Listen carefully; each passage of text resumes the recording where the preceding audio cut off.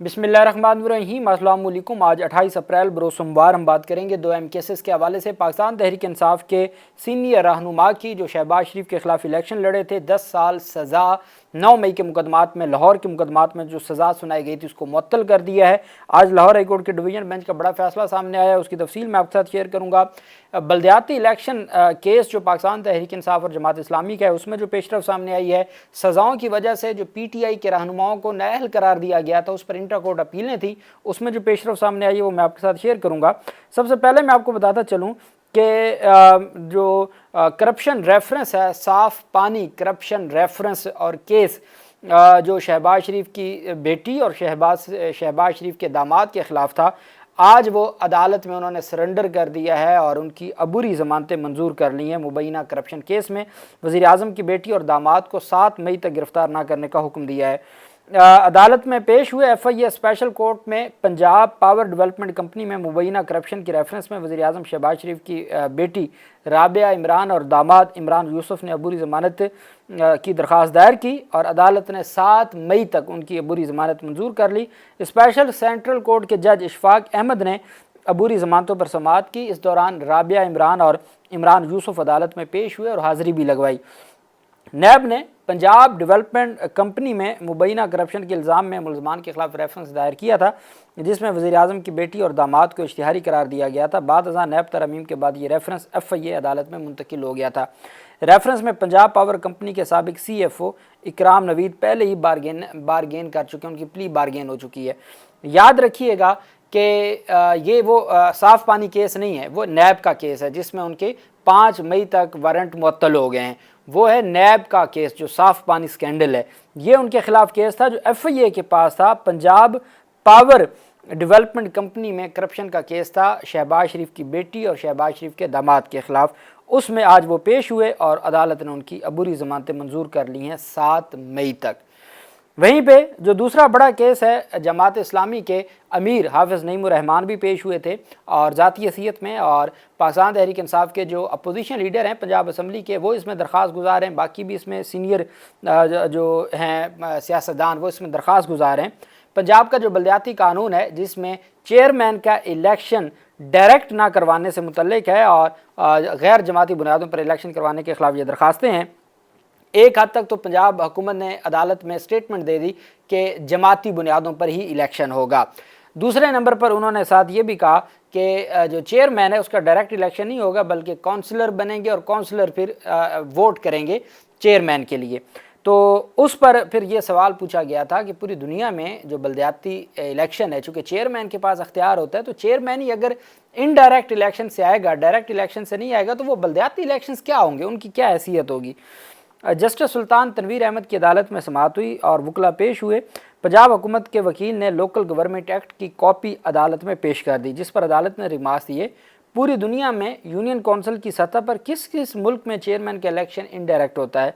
बरतानिया का आइन लिखा हुआ नहीं है, हमारा आइन लिखा हुआ है, हमारे पास हर चीज़ आइन में लिखी हुई है। मेरे लिए आने वाला हर साइल मुहतरम है, सब अपना अपना काम छोड़कर मेरे पास आते हैं, कोई शख्स बुरा नहीं होता, हर चीज़ में अच्छाई होती है। इसलिए दरख्वास्त गुजारान को रोका है कि ये एक्ट गैर कानूनी जैसे अल्फाज इस्तेमाल ना करें। जो बल्दियाती एक्ट है उसको गैर कानूनी ना कहें।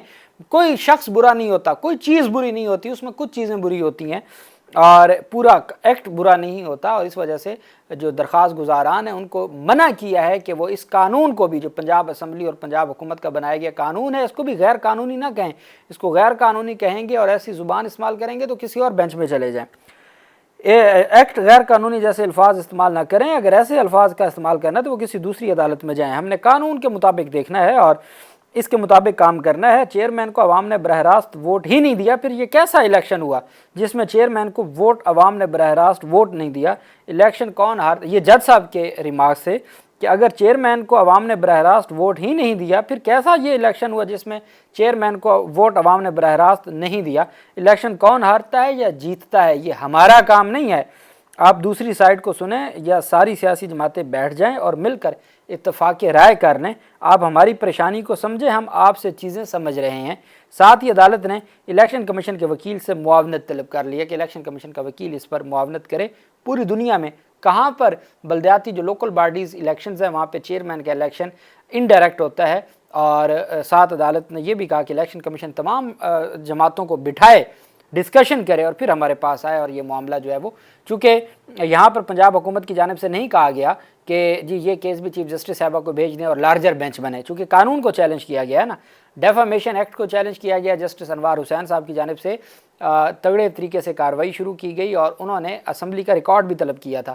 وہ پنجاب حکومت کی جانب سے سٹیٹمنٹ آئی اور عدالت کو کیس چیف جسٹس صاحبہ کو بھجوانا پڑا تاکہ لارجر بینچ بن سکے، چونکہ قانون کو چیلنج کیا تو وہ سنگل بینچ نہیں سن سکتا۔ یہاں جسٹس سلطان تنویر احمد صاحب سنگل بینچ کے طور پر کیس کو سن رہے ہیں اور کیس کی سماعت ملتوی کر دی، الیکشن کمیشن کے وکیل سے معاونت مانگی۔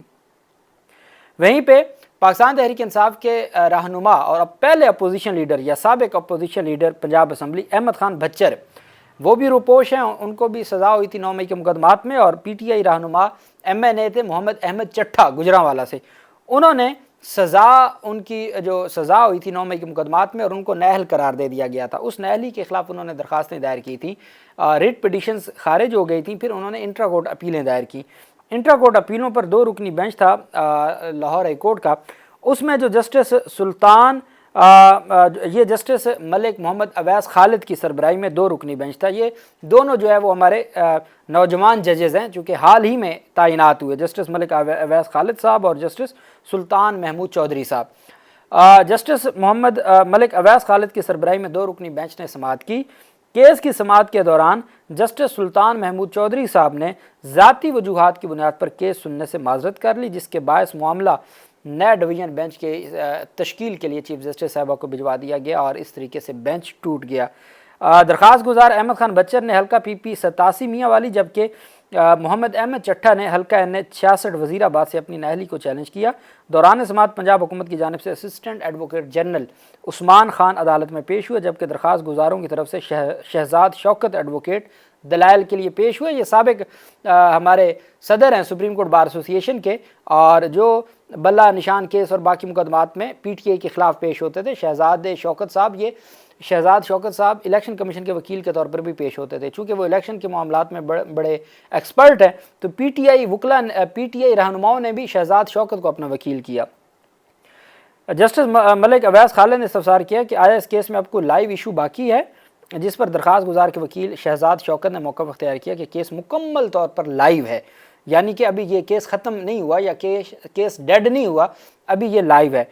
اس میں اہم قانونی نکات زیر غور ہیں۔ اس موقع پر بیرسٹر حارث عظمت نے موقف اپنایا کہ آئندہ انتخابات کے بعد اس کیس کی نوعیت تبدیل ہو سکتی ہے اور ممکن ہے معاملہ غیر مؤثر ہو جائے۔ جسٹس ملک اویس خالد نے ریمارک دیا کہ ان کے ساتھ بینچ میں شامل جج جسٹس سلطان محمود چودھری ماضی میں بطور وکیل کسی ایک فریق کی نمائندگی کر چکے ہیں اور وہ اس کیس کو سننا نہیں چاہتے۔ بعد ازاں 2 رکنی بینچ نے معاملے کو کسی اور ڈویژن بینچ کے سامنے مقرر کرنے کی سفارش کرتے ہوئے کیس کی فائل چیف جسٹس صاحبہ کو بھجوا دی۔ دونوں سابق اراکین اسمبلی نے اپنی نااہلی کے خلاف انٹرا کورٹ اپیلیں دائر کی تھیں، جس پر آئندہ سماعت نئے بینچ تشکیل ہوگا اور نئے بینچ میں ہوگی۔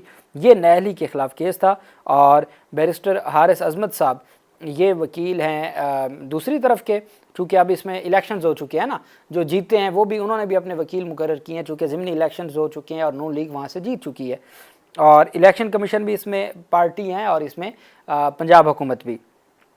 9 مئی کے مقدمات میں پہلی سزا معطلی ہوئی ہے جسٹس شہباز رضوی صاحب کا بینچ تھا، پہلی سزا معطلی ہوئی ہے جو شہباز شریف کے خلاف الیکشن لڑنے والے ہیں، جو وکیل بھی ہیں اور شہباز شریف کے خلاف انہوں نے الیکشن بھی لڑا تھا، ان کی جو درخواست ہے وہ منظور ہو گئی ہے، اور افضال عظیم پاٹھ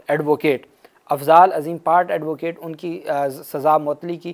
یہ 9 مئی کا پہلا کیس ہے جس میں سزا معطلی کی کوئی درخواست منظور ہوئی ہے، اور ان کا بیٹا بھی وکیل ہے، وہ بھی اس کے کیس میں ملزم تھا اور ان کی جو ہے وہ بری ہو گیا تھا، جبکہ افضال عظیم پاٹھ جو شہباز شریف کے خلاف الیکشن لڑا اور دعویٰ کرتے ہیں کہ فارم 45 پر وہ جیتے ہوئے تھے، وہ افضال عظیم پاٹھ ان کو 10 سال کی سزا ہوئی تھی، آج ان کی سزا معطل ہو گئی ہے، جبکہ جو باقیوں کی تھی اعجاز چودھری اور میاں محمود رشید کی سزا معطلی کی درخواستیں آج مسترد کر دی ہیں۔ اس کی وجہ وکلاء کی جانب سے یہ بتائی جا رہی ہے کہ چونکہ 4 مئی کو مین اپیلیں سماعت کے لیے مقرر کر دی ہیں تو سزا معطلی تب سنی جاتی ہے جب مین اپیلیں پینڈنگ ہوں۔ تو عدالت کی جانب سے کہا گیا کہ اور پی ٹی آئی وکلاء کی جانب سے بھی یہ کہا گیا کہ مین اپیلوں کو سنا جائے، تو اس وجہ سے بھی کہا جا رہا ہے، لیکن یہ میرٹ کے اوپر خارج ہوئی ہیں۔ جسٹس سید شہباز علی رضوی کی سربراہی میں 2 رکنی بینچ نے سماعت کی۔ سماعت کے دوران درخواست گزاروں کے وکلاء نے موقف اختیار کیا کہ انسداد دہشت گردی عدالت کا فیصلہ شواہد اور قانونی تقاضوں کے برعکس ہے، استدعا ہے سزاؤں کو معطل کیا جائے۔ وکلاء نے یہ بھی نشاندہی کی کہ دونوں رہنماؤں نے اپنی سزاؤں کے خلاف اپیلیں دائر کر رکھی ہیں جو زیر التوا ہیں، لہٰذا اپیلوں کے حتمی فیصلے تک سزا معطل کی جائے۔ دوسری جانب پنجاب حکومت کی نمائندگی کرتے ہوئے اسسٹنٹ ایڈوکیٹ جنرل محمد فرخ خان لودھی نے عدالت کو بتایا کہ ٹرائل کورٹ کا فیصلہ ٹھوس شواہد پر کی بنیاد پر ہے اور اس مرحلے پر سزا معطلی کا کوئی جواز نہیں بنتا۔ اسپیشل پروسیکیوٹر منیر احمد بھٹی نے بھی استدعا کی کہ درخواستیں مسترد کی جائیں۔ فریقین کے وکلاء کے حتمی دلائل مکمل ہونے کے بعد عدالت نے فیصلہ محفوظ کیا تھا، جسے سناتے ہوئے دونوں کی درخواستیں خارج کر دیں اور عدالت نے ان کو 10 سال کی سزائیں ہیں۔ 4 مئی کو ان کی مین اپیلوں کو، چونکہ تمام اپیلوں کو عدالت نے یکجا کر دیا ہے، تو اب دیکھنا یہ ہے کہ اگر اپیلوں پر سماعت ہوتی ہے اور مین اپیلوں کو ہی ڈیسائیڈ کر دیا جائے تو یہ بھی پاکستان تحریک انصاف کے وکلاء کے لیے ایک بڑا ریلیف ہوگا۔ ہاں، افضال عظیم پارٹ ایڈوکیٹ کی جو سزا معطلی ہے وہ منظور ہو گئی اور ان کو فوری رہا کرنے کا حکم دے دیا، اور آج ان کی رہائی کے بھی وکلاء کا کہنا ہے کہ آج وہ رہا ہو جائیں گے۔ اللہ پاک پاکستان کا حامی و ناصر ہو۔ بہت شکریہ۔ اللہ حافظ۔ پاکستان زندہ باد۔